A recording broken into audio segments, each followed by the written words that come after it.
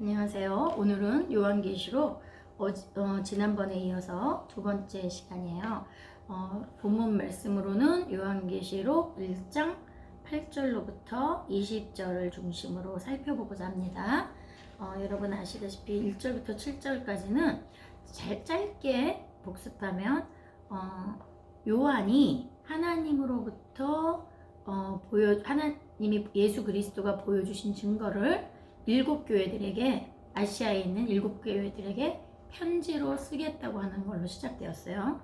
여기서 아시아는 그 당시에 터키 지역을 말해요. 요즘으로는 소아시아라고 하고, 로마를 중심으로 동쪽에 있었던 지역을 그 당시 지명으로 아시아라고 했고요. 그 터키 지역에 있던 일곱 교회, 주로 바울 사도와 이 글의 저자인 요한 사도가 개척했던 교회라고 생각하시면 돼요. 이제 곧바로 이제 오늘 배울 장에서 그 일곱 교회의 이름들이 나오죠. 그럼 그 이름들은 주로 이제 지역 이름이에요. 저 같은 경우는 이제 성지순례로 한번 다녀와 봤어요. 그래서 그 당시에 어느 정도 거리가 멀었고 또 어떤 무역들이나 그 지역마다 특성이 있었는지 한번 보고 왔어요. 비록 2000년 전의 도시이긴 하지만 매우 발달된 특성이 있는 도시들이었고, 그 도시들의 이름과 특성에 맞춰서 지금 요한 사도가 편지를 쓰게 되겠죠. 그리고 그냥 기냥이 아니고 그냥 자신의 생각으로 쓴 글이 아니라 예수 그리스도가 성령님과 함께 보여주신 예시를 보고 쓴 글이라고 되어 있어요. 여기서 말할 때 우리가 예언이라고 하는 말을 보통 우리가 해석하거나 뜻을 살펴보면 뭐라고 생각하세요? 예언? 앞으로 있을 일에 대한 말이죠. 네. 보통은 예언이라고 하면 앞으로 일어난 일을 미리 가르쳐주는 말 정도로 생각을 하는데요. 여러분들이 이 성경 공부를 할 때 예언이라고 하는 말은요, 하나님의 뜻과 계시를 전하는 거라고 생각하시면 돼요. 그래서 예언자 막 이러면 앞으로 우리가 궁금하고 잘 모르겠는 일을 미리 말해줘서 딱 잘 맞춰. 그거는 점술사? 점을 보니 동쪽에서 서쪽으로 가는 속도와 빛의 방향에 따라 어느 동네에서 무슨 일이 일어날 것 같아. 이런 건 점술가라고 보시면 되고요. 성경에서 말하는 예언은 다시 반복드리면 앞으로 일어날 일을 말한다는 것보다는 하나님이 어떤 뜻과 어떤 의도와 계시를 하시는지를 전해주는 걸 예언이라고 생각하시면 돼요. 그래서 공부를 하다 보면 단어의 뜻, 데피니션들이 많이 다른 걸 느끼시게 될 거예요. 그래서 그런 거를 여러분들이 잘못된 뜻으로 우리가 세상에서 배웠던 뜻으로만 이해하려고 하면 혼동이 많이 생겨요. 그러면 지금 요한계시록도 앞으로 일어날 일을 얘기를 하겠지만 그 얘기 중에 더 많은 예언의 부분은 하나님이 무엇을 원하시는지, 하나님이 우리 성도들이 예수 그리스도를 믿고 구원받은 성도들이 도래할 하나님의 나라에서 어떤 마음과 어떤 자세로 행동하며 살아야 될지를 가르쳐 주시는 예언인 거예요. 그래서 그런 사전 지식이 좀 필요해요. 단어를 좀 이해하는 게. 그래서 그런 예언을 하고자 이 편지를 쓰고 있다라고까지 지난주에 배운 걸 좀 정리해봤어요.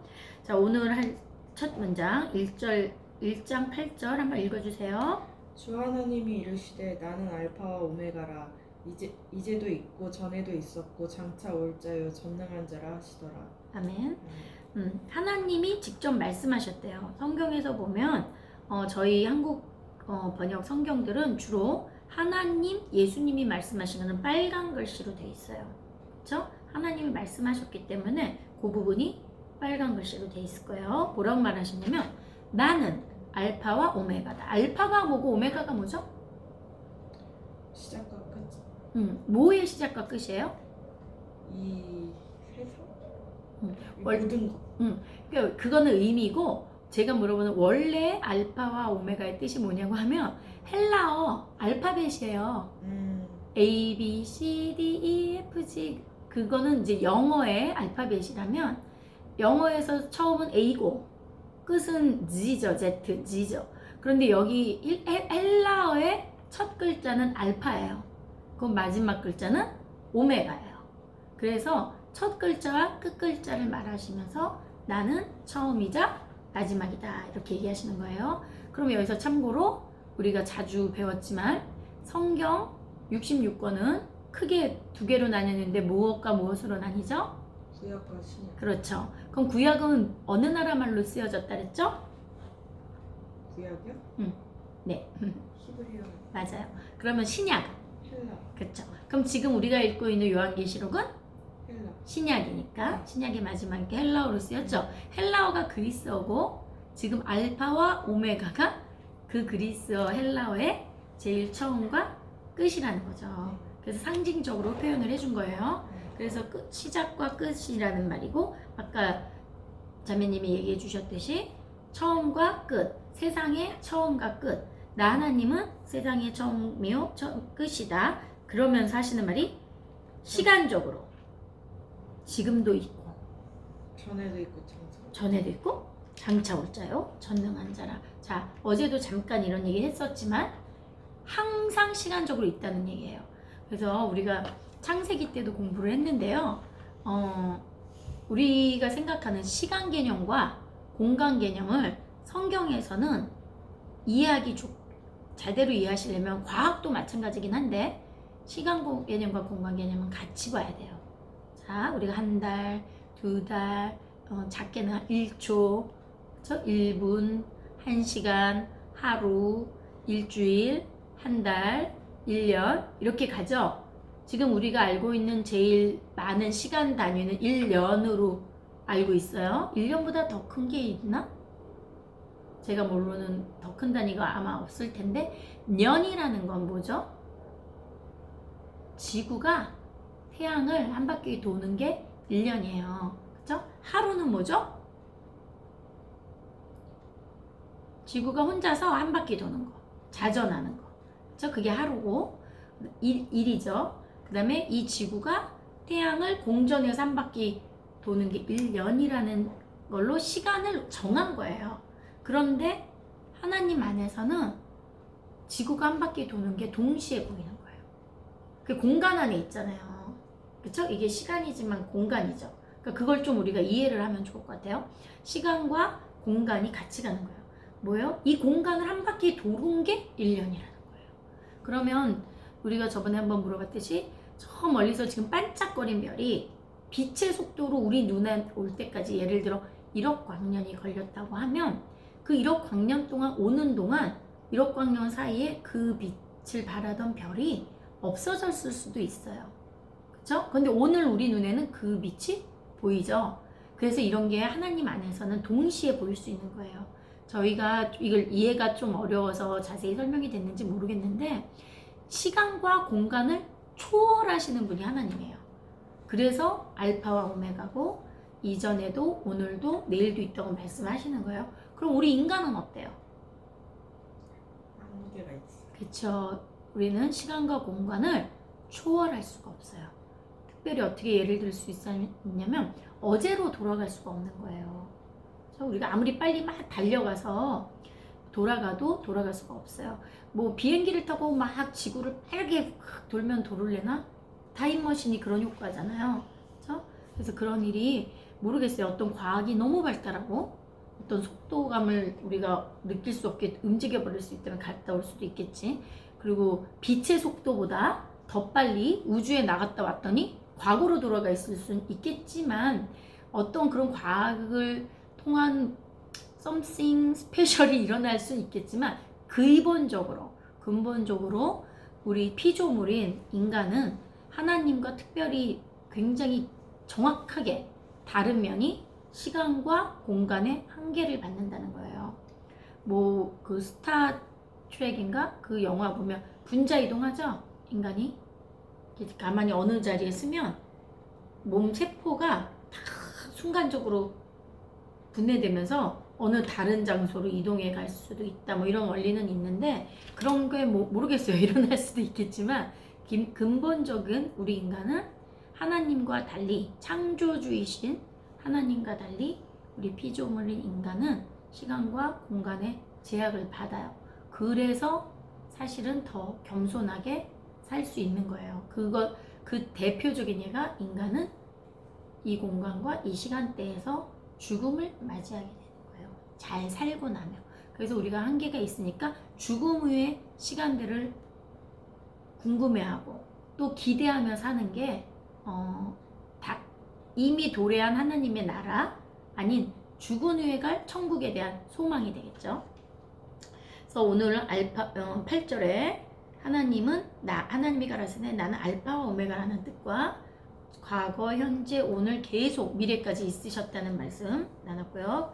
9절 읽어주시기 부탁드려요. 나 요한은 너희 형제요 예수의 환난과 나라와 참음에 동참하는 자라 하나님의 말씀과 예수를 증언하였으므로 말미암아 반모라 하는 섬에 있었더니. 그렇죠. 계속 저자가 자기 자신이 나 요한이라는 것을 강조해서 반복적으로 얘기하고 있어요. 나 요한은 너희 형제요. 누구의 형제라는 걸까요? 우리 모두. 결론적으로는 우리 모두인데 그 편지를 쓸 당시에는 요한은 편지의 발신자예요. 그렇죠? 그럼 요한이 쓴 편지 받는 수신자가 누구라 그랬죠? 교회 7교회 성도. 그렇죠? 아시아에 있던 7교회 성도. 너희 성도들의 형제라는 거죠. 그리고 예수님의 환난과 나라의 참음에 동참한 자래요.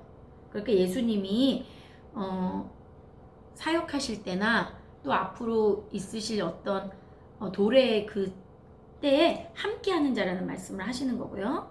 하나님의 말씀과 예수의 증거를 인하여 하나님이 말씀하셨고 또 예수를 증거해야 되기 때문에 반모라는 섬에 있었더니 이렇게 된 거예요. 그런데 이제 반모라는 섬은 그 터키에서 멀지 않은 배를 타고 뭐 한 몇십 마일 가는 곳에 있어요. 그래서 저희도 그때 한번 가보려고 그랬는데 그때 날씨가 안 좋아서 배를 타고 갈 수가 없어서 거길 못 가본 게 조금 아쉬워요. 그런데 그 섬이 지금은 이제 요한이 당당하게 내가 하나님의 말씀과 하나님의 명령이죠. 또 예수님을 증거해야 돼서 반모라는 섬에 있었다고 말은 하지만 그 당시 반모섬이 어떤 곳인가를 역사적인 다른 외적 증거에 의해서 찾아봤더니 반모섬이 뭐하는 섬이었다고요? 요즘으로 말하면 교도소예요. 그래서 그 당시에 죄를 짓고 복역을 해야 되는 죄인들을 가두던 섬인 거예요. 요즘은 이렇게 어떤 건물을 지어서 교도소에 들어가서 그 안에서 살게 하는데 그 당시에는 외딴 섬에 죄수들을 이렇게 보내서 그곳에서 복역하게 했던 섬으로 밝혀져 있어요. 그러니까 요한이 저희들의 이제 어떤 추론에 의하면 요한이 예수님을 전하다가 증거하다가 반모섬으로 유배되어 가 있었다라고 추론을 해요. 그래서 유배되어 가 있었던 곳에서 요한이 무슨 일을 했냐면 지금은 편지를 쓰지만 이 편지는 또 누가 대피를 해준 사람이 나중에 나와요. 그런데 누가 무슨 일을 했냐면 석공, 그러니까 반모라는 섬이 파트모스라는 섬인데 그 섬에는 요즘으로 말하면 그 고급진 돌이라면 대리석, 그리고 아주 단단한 돌이 그 섬에 많았대요. 그리고 2000년 전에 로마 시대 때 우리가 이태리 가면 와우 멋있다는 게 주로 조각상들이죠. 로마 황제 조각상, 무슨 조각상, 그죠? 아주 잘 깎여진 대리석이나 아주 좋은 돌들로 깎아놓은 미술 작품들 볼 수 있는데 그런 좋은 돌들이 좀 많이 나왔었나 봐요. 그래서 거기서 그 죄수들이 하루 종일 가만히 섬에 있는 게 아니라 석공들처럼 돌을 깎았대요. 그래서 그 일을 했었던 것 같아요. 그렇게 추론을 해요. 그러던 중에 예수님이 꿈의 계시를 통해서 보여주신 거죠. 이러이러하니 편지를 써라. 그래서 요한이 편지를 쓴다는 거예요. 그래서 거기 있을 때 하나님의 말씀과 예수의 증거를 위하여 나는 반모섬에 있었다. 거기까지요. 이제 10절 부탁드려요. 주의 날에 내가 성령에 감동되어 내 뒤에서 나는 나팔 소리 같은 큰 음성을 들으니. 그렇죠. 주의 날은 우리 요즘으로 말하면 언제죠? 주일. 예, 썬데이겠죠. 그러니까 그 당시 예수님과 관련해서 유대 문화는 안식일 거의 다음 날이라고 보시면 돼요. 그 안식일 다음 날 주의 날에 내가 성령에 감동하여, 성령에 감동하는 건 성령이 함께 하셔서 있었는데 어디서 음성이 들리는 거예요. 나팔 소리 같은 큰 음성을 들었다. 자, 그 다음 읽어주세요. 이르되 내가 보는 것을 두루마리에 써서 에베소, 서머나, 버가모, 두아디라, 사데, 빌라델비아, 라오디게아 등 7교회에 보내라 하시기로. 아멘. 음성이 들렸는데 그분이 말씀하신 게 뭐냐면 또 빨간 글씨로 바뀌었죠? 하나님의 말씀인 거예요. 내가 지금 말을 할 텐데 그리고 너에게 뭘 보여줄 거야. 그러니까 너가 보여지는 것을 뭐 두루마리 책, 제 성경 번역에는 책이라고 돼 있고 두루마리. 그 당시에는 글을 파피루스나 양피지에 써서 둘둘둘둘 마는 게 두루마리고 그걸 책이라고 했어요. 요즘은 이렇게 얇은 종이에 인쇄돼서 나오지만 그때는 이렇게 필서라죠. 잉크와 붓으로 써서 그러니까 너무 많으니까 둘둘 말아서 두루마리에 써서 지금 말하는 7교회에 보내라 하고 명령을 하셔서 이제 이렇게 쓰는 거다라는 얘기를 하는 거죠. 다시 한번 7교회 에베소, 서모나, 버가모, 두아디라, 사데, 빌라델비아, 라오디게아 7개. 이건 저희가 외우는데요. 이렇게 외워요. 에서버두 사빌라 에서버러두 사빌라 이렇게 외우면 어저께도 한번 했는데 외우기가 좀 쉬운지 도움이 되실 것 같아요. 그래서 그 7교회에 보내라. 그 다음에 12절 읽어주세요. 몸을 돌이켜 나에게 말한 음성을 알아보려고 돌이킬 때 7 금촛대를 보았는데. 그러니까 뒤에서 음성이 들리니까 7교회에 보내라 이런 음성이 들리니까 이렇게 돌아봤대요. 그런데 7개의 금 촛대를 보았다는 거죠. 자, 촛대라는 건 뭐죠? 교회. 결론은 교회인데 촛대는 이렇게 초를 꽂을 수 있는 네. 이렇게 뭐라 그럴까? 그야말로 촛대? 촛대죠. 그렇죠? 그래서 거기에 초를 얹어서 불을 밝히는 거예요. 자, 요즘은 저희도 지금 여기 등불이 있는데 전기로 불이 들어오지만 자, 전기는 언제 발명됐어요? 토마스 에디슨. 그쵸? 에디슨이 발명 100년 좀 넘었을까요? 1800년대 후반? 그쵸? 그 지금이 2020년이니까 100몇십 년밖에 안 됐어요. 근데 지금 우리가 읽는 책은 2000년 전의 책이죠. 그러면 해가 지면 깜깜한 거예요. 달이 뜨거나 별이 뜬 날은 조금 보이지만 그렇지 않은 날은 활동을 할 수가 없죠. 그리고 어떤 건물 안은 더 어두웠을 거고요.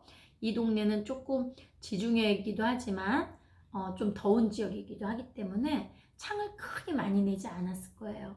그러니까 촛대란 빛을 밝히는 역할을 하는 그 빛이 담겨지는 기반이 되는 대예요. 그렇기 때문에 결론적으로는 교회를 말해요. 그렇다고 요즘 말하는 것처럼 교회가 건물도 아니고, 그렇죠? 저희가 가봤을 때 우리끼리 여기쯤이 교회터가 있었을까? 우리끼리 막 그랬는데 다 틀렸어요. 왜? 교회란 어떤 지금처럼 건물이나 간판 아래 모이는 곳이 아니었고 성도들의 모임이었어요. 그래서 모여서 뭘 하냐면 예수님이 어떤 일을 하셨대. 예수님이 그렇게 이렇게 살라고 하셨대. 예수님이 서로를 사랑하며 발을 씻기라고 하셨대. 섬기라고 하셨대를 매일매일 들으면서 삶으로 행하고 살던 모임을 교회라고 하는 거예요. 그래서 그 7교회를 바치고 있던 촛대라는 그 모임을 바치고 있던 촛대가 그냥 교회라는 뜻인 거죠. 그 다음 13절 촛대 사이에 인자 같은 이가 발에 끌리는 옷을 입고 가슴에 금띠를 띠고. 그쵸. 인자 같은 이라는 것은 인자예요. 그쵸? 인자는 우리 복음서에서도 얘기했지만 예수님이죠. 네. 예, 근데 인자 같은 이가 어떤 옷을 입었대요? 발 끌리는 옷, 가슴에 그쵸. 금띠를 띠고. 그쵸. 긴 발에 끌리는 옷을 입었대요. 보통 사람들은 거의 완전히 사막지대고 또 많은 그 전통 의상들을 보면 한 무릎이나 무릎 위로 짧은 옷 입을 수도 있거든요. 이렇게 띠를 두르긴 하지만 금띠를 두르진 않아요. 그죠? 그럼 발에 끌리는 옷과 금띠는 뭐 누가 입는 옷이었을까요? 왕, 제사장. 제사장. 예. 그러니까 머리에 왕관을 썼으면 왕관인데 긴 옷을 입고 허리에 이제 금띠를 달다는 거는 예상컨대 제사장의 옷이었을 거라고 생각을 하는 거예요. 그러면 지금 요한은 예수님을 누구와 자꾸 매치시키냐면 앞에 있었던 거. 하나님이 예수 그리스도의 계시를 하나님이 그에게 주사 1절처럼 예수님과 하나님의 역할을 동일시하는 거예요. 그렇죠? 그런데 어떤 역할? 메시아의 역할. 그리스도라는 말이 메시아란 뜻이라 했잖아요. 예수는 일반 사람의 이름이에요. 그리스도는 기름 부은 자. 즉 앞으로 나타날 일들에 있는 많은 환난받고 고통받는 자기 백성을 죄로부터 구원할 자 그리스도, 그 그리스도를 우리는 메시아로 삼기는 거예요. 그랬고 지금 또 이런 긴 옷을 입고 어떤 역할을 하는 사람? 제사장의 역할을 하는 분을 예수 그리스도로 지금 요한은 묘사하고 있는 거예요. 자, 세 가지 역할. 예수님은 하나님이시다. 예수님은 메시아시다. 예수님은 제사장이시다. 그럼 제사장은 무슨 일 한다 그랬어요? 하나님께 제물을 바치는 주도하는 사람. 맞아요. 예배. 성도들이 지은 죄를 어떤 희생양이나 어떤 동물에게 전가해서 하나님 앞에 데려다 주는 사람을 제사장이라고 했는데 그 말은 뭐냐면 이렇게 보시면 돼요. 좀 어렵겠지만 아담 이후로 하나님과 인간은 관계가 단절이 돼요. 그 아담이 선악과 사건이 일어나기 전에는 하나님과 자주 교제를 하죠. 에덴 동산을 거니시는 하나님과 소통도 하고 교제를 하는데 선악과 사건 이후로 아담이 범죄함으로 그 다음에 자꾸 핑계대고 더 죄를 지음으로 하나님이 에덴 동산에서 내쫓은 이후로 어떻게 하냐면 하나님은 계속 우리를 구원하시고 챙겨주시고 보살펴 주시지만 인간 입장에서는 하나님 앞에 나가기가 두려워진 거예요. 단절이 됐다고 믿는 거죠. 그래서 그거를 단절된 그 다리의 중재자 역할을 예수님이 오시기 전에 할 수 있었던 유일한 직책이 제사장이에요. 그 제사장의 역할을 그러니까 계속 제사장을 찾아가서 어떤 동물을 들여서 피해 제사를 보는 것을 막으신 분이 막았다기보다 이제 그만해도 된다고 해결해 주신 분이 예수님이고 저희가 그것을 화해의 사역이라고 그래요. 화평케 하셨다는 거예요. 싸워서 친구들끼리 막 싸우고 전쟁으로 어떤 나라와 나라가 막 갈등하고 있으면 그거를 누가 오죠? 평화사절단 혹은 화해자가 오고 중재자가 와서 중간에서 양쪽 얘기를 다 들어주고 중재하는 역할을 하죠. 그게 예수님 이전에는 제사장들의 역할이었던 거예요. 근데 예수님이 오신 이후에는 그걸 이제 더 이상 다른 제사장이 할 필요가 없어진 거죠. 누가 하면 돼요? 예수님이 하셨고 내가 직접 기도로 나가면 돼요. 지금 제 뒤에 저 십자가가 마침 보이는데 저 십자가가 조금 모양이 특이한데 아는 목사님이 만드신 화해의 십자가예요. 원래 십자가는 로마 교수형법에 의해서 긴 나무 이렇게 세로를 낸 나무와 가로를 낸 나무에 못을 박아서 죽이는 사형 틀이 있죠. 그런데 예수님이 그 사형을 당하심으로 피를 흘리심으로 우리의 죄값을 다 사하여 주셨고 그로 인해 하나님과 우리가 화평케 된 거예요. 화해가. 그래서 저 십자가를 만드시는 목사님은 화해 십자가에서 두 사람이 이렇게 안고 있는 모습으로 만드신 거예요. 그래서 마침 이게 지금 설교하다 보니까 보여서 참고하라고 얘기 드렸어요. 그래서 예수님은 화해자, 화평자로 오신 거예요. 그래서 평화 또는 회복자, 갈등으로 서로 상처받고 아파하고 괴로워하고 있는 저희들을 이제 너무 관계 가운데 힘들어하지만 하나님이 너희를 다 용서해 주셨다. 그러면 너만 용서하신 게 아니라 누구도 용서하셨어요? 상대방도. 그렇죠? 그럼 어떻게 돼요? 용서받은 사람들끼리 서로 감사하고 기뻐하며 서로 화해했으니까 축제처럼 살면 되는 거예요. 잔칫날처럼. 그래서 순종하고 서로 돕고 사랑하며 살 수 있게 되는 중재자, 제사장의 역할로 오셨다는 걸 보여주려고 이 옷 모양을 보여주신 거예요. 그 다음 14절 부탁드릴게요. 그의 머리와 털의 희기가 흰 양털 같고 눈 같으며 그의 눈은 불꽃 같고. 뭐 아주 하얗다는 거죠. 하얗다는 건 죄가 없다는 뜻이에요. 나 제가 오늘 까만 옷을 입었는데 막 이렇게 지저분하고 얼룩이 많고 흠이 많은 것과 달리 하얗고 눈 같고 그거 순수한 것, 그쵸? 그걸 상징적으로 보여주는 거예요. 요한계시록은 그림책 같고 비유와 은유가 많다 그랬어요. 눈 같고 흰 양털 같고 그런데 또 눈은 불꽃 같대요. 반짝반짝반짝 하는 거죠. 아주 정확하고 명확하고 힘이 있고 진리의 빛을 뿜으시는 거예요. 그래서 우리가 이제 예수님의 모습을 표현할 때 이런 표현을 잘 해요. 그 다음 절 읽어주세요. 그의 발은 풀무불에 단련한 빛난 주석 같고 그의 음성은 많은 물소리와 같으며. 네, 발은 권위를 상징해요. 그래서 박물관 같은 데 가면 발을 엄청 크게 만든 조각상들이 있어요. 그만큼 권위가 있다는 거. 뭐죠? 이 땅을 이렇게 밟는, 이렇게 진압하는 그 역할을 하기 때문에. 근데 그 발이 어느 정도 단단하냐면 풀무불은 이제 도자기나 어떤 대장간에서 정금을 하거나 쇠를 녹여낼 때 쓰는 용광로 같은 도구예요. 그 속에 많이 넣어서 단련하면 할수록 반짝반짝하고 더 순도 높은 주석이 나오겠죠. 그래서 아주 단단한 발 같고, 또 음성은 많은 물이 있을 때 소리가 아주 시원하고 찰랑찰랑하고 아주 맑고 힘찬. 작은 물은 쫄쫄쫄쫄 연약하다면 많은 물은 아주 힘차고 명확한 소리겠죠. 다음 절이요. 그의 오른손에 7별이 있고 그의 입에서 좌우에 날선 검이 나오고 그 얼굴은 해가 힘있게 비치는 것 같더라. 네, 오른손에는 7별. 자, 7별도 교회 성도와 교회들을 말해요. 그쵸? 교회를 주관하시는 분이죠. 예수님이 그 교회를 왜? 오른손으로 그 7별을 가지고 계시니까.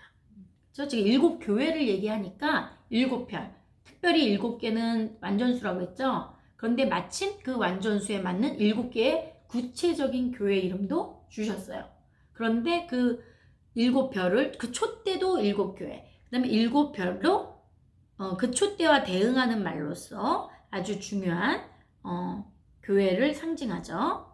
그리고 그걸 오른손에 가지고 있고, 또 예수님의 입에서 나오는 말씀은 좌우의 날성검이 나온대요.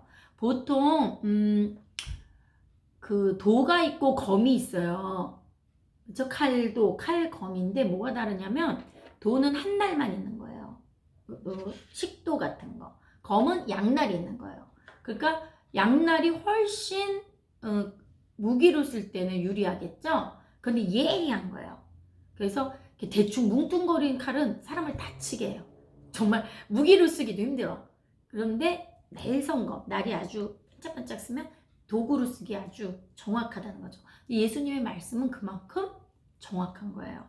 날성검이 있으며, 그 다음에 그 얼굴은 해가 힘있게 비치는 것 같더라. 자, 어두움은 은유와 비유에 있어서 빛과 어두움은 선과 악이라고 보시면 돼요. 우리는 지금도 우리가 공부하고 있는 이 시간도 밤이긴 하지만 그 비유로 나올 때 밤은 외롭고 힘들고 참담한 것을 비유할 때 많이 쓰임 받아요. 그러나 이 밤도 하나님이 만드신 거예요. 근데 이런 비유에선 해같이 밝은 게 긍정적인 거죠. 다음 절 17절인가요? 부탁드릴게요. 내가 볼 때 그의 발 앞에 엎드려져 죽은 자 같이 되매 그가 오른손을 내게 얹고 이르시되 두려워하지 말라 나는 처음이요 마지막이니. 그렇죠. 아까 이제 하나님이 나는 알파요 오메가요 하시면서 처음이자 마지막인 걸 얘기하셨어요. 근데 이젠 예수님이, 인자는 예수님이잖아요. 인자 뭐예요? 사람이에요. 사람 중에 특별한 분, 그분이 예수님이에요. 그것은 어제도 짧게 얘기했지만 크리스마스가 뭐예요? 성탄절. 예수님이 사람으로 오신 날이에요. 성육신. 그렇죠? 인카네이션의 의미는 하나님이 하늘에서 하나님으로만 머물러 계시지 않고 인간의 몸으로 이 땅에 오셔서 우리의 고통과 아픔과 고뇌를 다 감당하시면서 십자가에서 죽으심을 맞이하신 거예요. 그러시면서 그 죽으심의 대가로 우리 모든 인류의 죄를 대속해 주신 거죠. 대속의 은혜를 받았기 때문에 성육신이 반드시 있어야 되는 거예요. 그렇죠? 하늘에서 하나님의 능력으로만 우리를 구원하셨다면 예수님의 십자가의 사건은 우리와 별로 관계가 없을 수가 있어요.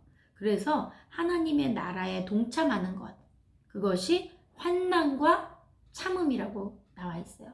그러면 그게 우리의 성도의 삶과 예수님의 삶이 하나로 연결이 되어지는 거죠. 그래서 여기서 내가 볼 때 나는 처음이요 나중이니 라고 말을 하시는 거는 하나님이 하시고자 하는 일에 그 역할이 하나님과 예수님이 동일시되는 거예요. 그래서 하나님은 방금 전에 말했듯이 성육신으로 온전한 인간으로 오셔서 우리의 삶을 대속하실 수 있도록 죽으시기까지 하시도록 인간이셨다면, 그걸 우리는 이제 100% 인성 이렇게 얘기해요. 하나님과 동일한 역할을 하시는 하나님이셔요. 그걸 우리는 100% 신성 이렇게 얘기해요. 그러니까 하나님은 모든 걸 다, 예수님은 하나님과 동일시도 되시고 우리 인간과도 동일시가 되셨던 분이세요. 그래서 지금 나는 알파와 오메가, 처음이요 나중이니, 이 말은 17절과 8절이 같이 가는 거예요. 그래서 여기서 하나 또 여러분들에게 참고로 말씀드리면, 성경은 히브리어와 헬라어로 구성이 돼 있듯이 그 당시 문학의 어떤 장르나 어떤 표현 방식에 있어서 히브리 문학과 헬라 문학에서 자주 쓰이던 카이아즘 구조라는 게 많이 등장해요. 카이아즘 구조는 한국 국어식 용어로는 수미 상관법이라 해요. 앞문장과 뒷문장이 짝을 이루고 그 다음 문장과 그 다음 문장이 짝을 이루고 또 그 다음 문장과 그 다음 문장이 짝을 이루고 가운데 주제문을 넣는 거예요. 그랬을 때 앞에 뭐 편지글이 제일 그런 구조를 쓰기가 좋아요. 앞에 첫인사, 뒤에 끝인사, 그 다음에 거기 있는 누구들 잘 있냐? 그리고 마지막에 누구에게도 안부 전해줘. 그런 거. 그리고 내가 여기 와서 살았더니 뭐뭐뭐가 참 필요해. 그리고 여기서는 너네들 혹시 뭐 필요한 거 없니? 끝나기 전에. 그리고 정말 하고 싶었던 말 가운데 넣기 때문에 편지글에서 그 수미상관법, 카이아즘 구조가 많은데 성경엔 편지가 많다 그랬어요, 적다 그랬어요?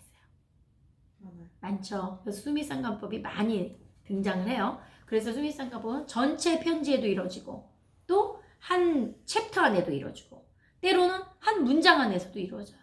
그래서 지금 이 수미상관법 중 하나인 알파와 오메가, 처음이요 나중이니가 등장을 하는 거예요. 그러면서 이제 중간에 우리가 하나님이 7교회에 편지하라 그랬다. 이게 1장의 중요한 얘기죠. 자, 18절 부탁드려요. 곧 살아있는 자라 내가 전에 죽었었노라. 볼지어다 이제 세세토록 살아있어 사망과 음부의 열쇠를 가졌노니. 네, 예수님을 봤어요. 그런데 곧 산자라, 난 살아있다는 거죠. 그런데 전에 나 죽었었잖아. 근데 볼지어다 이제 나는 세세토록 영원히 살아서 사망과 음부의 열쇠를 가지고 있다는 거예요. 지옥의 열쇠도 내가 가지고 있고, 그러니까 예수님이 삶과 죽음의 주체가 되신다는 거예요. 그렇죠? 그 다음 절 부탁해요. 그러므로 내가 본 것과 지금 있는 일과 장차 될 일을 기록하라. 그렇죠? 그러니까 편지를 왜 네가 써야 되는지를 가르쳐 주시는 거예요. 본 것을 정확히 기록해 놓으라는 거죠. 그래서 7교회에다가도 보내고 오늘을 사는 우리에게도 모든 민족에게까지 모든 하나님의 성도가 다 읽을 수 있게 기록을 하라는 명령을 보여주시는 거죠. 그래서 이 구절들이 다니엘서 1장 17절 18절이 다니엘서 10장 18절 19절과 동일해요. 뭐냐면 요한의 역할이 다니엘의 역할과 동일하다는 거죠. 다니엘이 누구죠? 구약의 바벨론 포로 시대에 바벨론으로 잡혀간 천재 소년들 중에 한 명이에요. 근데 다니엘이 잡혀갔을 때 여러 가지 일화가 많은데 다니엘이 하나님 앞에 신실하게 살아남은 일화가 뭐예요? 친구들과 함께 불 속에 갇히잖아요. 사자굴 속에 갇히는데 사자가 잡아먹지 않고 뜨거운 용광로에서 살아남은 사람이에요. 그래서 그가 했던 일이 뭐예요? 하나님 나라의 종말적 선포를 하는 거예요. 이제 하나님의 나라가 도래할 것이고 이 언젠가 너희들이 여기서 하나님의 뜻 통치를 받고 하나님의 뜻에 합당하게 잘 살면 그 나라가 종말이 왔을 때 너희는 하나님과 함께 영원히 살 것이라는 어떤 선포죠. 그것을 어떻게 해요? 기록하라는 거예요. 과거, 현재, 미래를 기록해라. 그게 19절을 제가 읽었네요. 그러므로 네 본 것과 이제 있는 일과 장차 될 일을 기록해라. 그게 뭐예요? 아까 말한 회복, 화목의 십자가처럼 회복과 하나님의 나라가 통치받는 백성들이 온전히 하나님의 말씀대로 삶으로 성취되고 그것이 완성이 돼서 결국 우리는 하나님의 나라의 백성으로 사는 복을 누리라는 거예요. 자, 여러 번 얘기했지만 하나님의 나라는 죽은 다음에 가는 곳이 아니라고 했죠. 통치자인 하나님으로부터 받는 통치, 그 나라에 사는 사람이 하나님 나라 백성이고 그 나라의 이름이 천국, 하늘나라라는 이름이에요. 그러면 우리의 복은 그 나라에서 사는 거죠. 다시 쉽게 말하면 하나님이 하라는 대로 예수님이 가르쳐준 대로 하나님 사랑하고 이웃 사랑하며 사는 게 복이라는 거예요. 그래서 마지막 절 같이 한번 또 읽어보겠어요. 내게 본 것은 내 오른손에 7별의 비밀과 7 금초대라. 7별은 7 교회의 사자요 7 금초대는 7 교회니라. 아까 얘기했듯이 7 촛대는 교회고 7 교회의 사자인 7별은 그 속에 있는 우리 성도들이에요. 그쵸? 7 교회 사자가 뭐예요? 사자. 7 교회 사자는 그 안에서 일하는 뭐 천사들 뭐 이런 건데 결국은 다 우리. 그런데 이게 지상의 교회라는 거죠. 결국은 7 교회 아까 지상의 교회 이름 정확히 말해주셨잖아요. 이게 먼 곳에 있는 좀 의미가 애매모호한 헷갈리는 이상하게 해석되는 곳이 아니라 현실에 있었던 교회들을 말하는 거예요. 그래서 이 요한계시록이 묵시였던 이유는 여러 가지 이유가 있어요. 예수님의 비유와 같아요. 정확하게 말을 하면은 그 사람들이 다 드러나니까 그럼 그 사람이 아닌 사람은 이거 안 들어도 돼? 그게 아니죠. 그러니까 비유로 해서 정말 감추인 것처럼 그러나 그 안에 많은 의미를 함축할 수 있는 거고 그 다음에 또 여러 교회들을 현실적으로 말을 해줌으로써 또 그 당시 있었던 교회들은 이 말씀을 들어야 되죠. 그러면 요즘은 교회들이 그 당시 교회와 다른가요? 그쵸? 건물이 있고 시설은 좋아졌고 에어컨도 나오고 히터도 나오겠지만 인간들이 모여서 관계를 맺는 교회의 문제나 기쁨이나 어떤 일어나는 현상들은 별반 다르지 않아요. 그래서 그 당시 교회를 통해 아직도 2000년이 흐르는 동안 유지되는 생겼다 없어지고 모였다 흩어지는 모든 지상의 교회들이 이 말씀을 다 들어야 되는 거예요.